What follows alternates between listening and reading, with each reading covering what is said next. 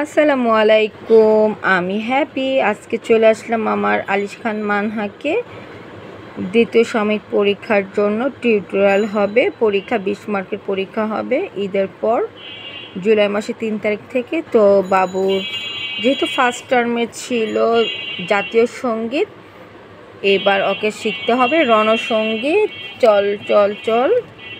তো বাবু আজকে থেকে মুখস্থ করা শুরু করেছে, দেখি কতটুকু পড়ে। আম্মু রণসঙ্গীতটা বলো তো।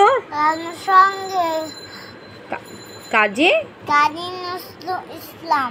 হ্যাঁ, প্রথমে কি হবে? চল চল চল। উর্দু কখনে বাজে মাতল। হ্যাঁ ঠিক আছে। তারপর নিম্নে তোলা ধরনি তল।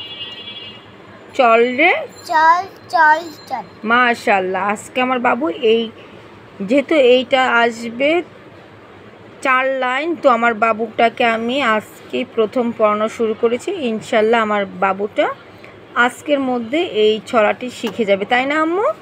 শুধু একটি সমস্যা, আমার বাবুটা দুষ্টামি করে, লেখাপড়া করতে চায় না। বাট যতটুকু পড়ে আল্লাহর রহমতে তার পড়াটা তাড়াতাড়ি মুখস্থ হয়ে যায়। তো বাবু আজকে কয় লাইন শিখে ফেলেছ?